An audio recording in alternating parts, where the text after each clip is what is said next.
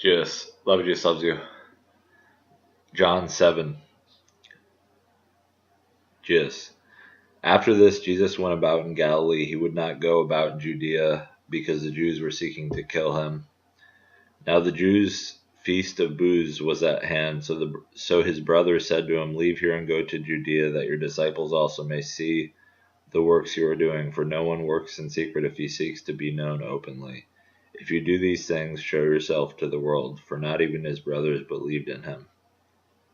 Jesus said to them, "My time is not yet come, but your time is always here. The world cannot hate you, but it hates me because I testify about it that its works are evil. You go up to the feast. I am not going up to this feast, for my time is not yet fully come." After saying this, he remained in Galilee. But after his brothers had gone up to the feast, then he also went up, not publicly, but in private. The Jews were looking for him at the feast and saying, "Where is he?" And there was much muttering about him among the people, while some said, "He is a good man," others said, "No, he is leading the people astray." Yet for fear of the Jews, no one spoke openly of him. About the middle of the feast, Jesus went up into the temple and began teaching. The Jews therefore marveled, saying, "How is it that this man has learning when he has never studied?" So Jesus answered them, "My teaching is not mine, but his who sent me. If anyone's will is to do God's will, he will know whether the teaching is from God or whether I am speaking on my own authority. The one who speaks on his own authority seeks his own glory, but the one who seeks the glory of him who sent him is true, and in him there is no falsehood. Has not Moses given you the law? Yet none of you keeps the law. Why do you seek to kill me?"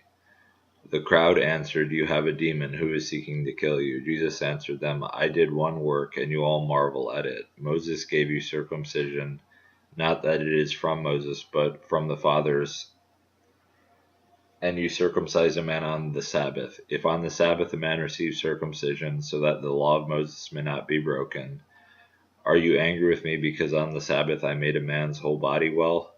Do not judge by appearances, but judge with right judgment."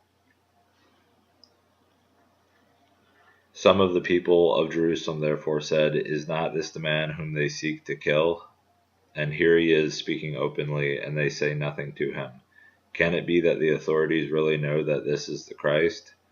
But we know where this man comes from, and when the Christ appears, no one will know where he comes from." So Jesus proclaimed as he taught in the temple, "You know me, and you know where I come from, but I have not come of my own accord.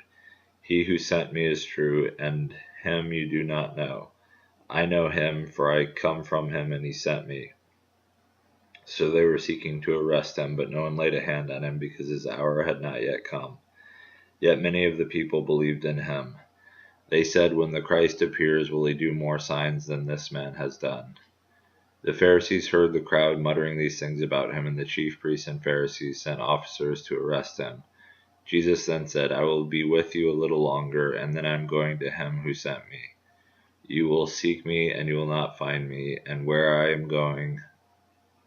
am you cannot come." The Jews said to one another, "Where does this man intend to go, that we may not find him? Does he intend to go to the dispersion among the Greeks and teach the Greeks? What does he mean by saying, 'You will seek me, and you will not find me,' and 'where I am you cannot come'?" On the last day of the feast, the great day, Jesus stood up and cried out, "If anyone thirsts, let him come to me and drink. Whoever believes in me, as the scripture has said, out of his heart will flow rivers of living water." Now this he had said about the Spirit, whom those who believed in him were to receive. For as yet the Spirit had not been given, because Jesus was not yet glorified. When they heard these words, some of the people said, "This really is the prophet." Others said, "This is the Christ." But some said, "Is the Christ to come from Galilee? Has not the scripture said that the Christ comes from the offspring of David, and comes from Bethlehem, the village where David was?" So there was a division among the people over him. Some of them wanted to arrest him, but no one laid hands on him. The officers then came to the chief priests and Pharisees, who said to them, "Why did you not bring him?" The officers answered, "No one ever spoke like this man." The Pharisees answered them, "Have you also been deceived? Have any of the authorities or of the Pharisees believed in him?" But this crowd that does not know the laws is accursed. Nicodemus, who had gone to him before and who was one of them, said to them, Does our law judge a man without first giving him a hearing and learning what he does? They replied, Are you from Galilee too? Search and see that no prophet arises from Galilee.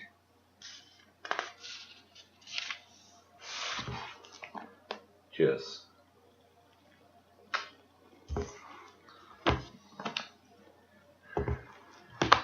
Love you, Jesus loves you.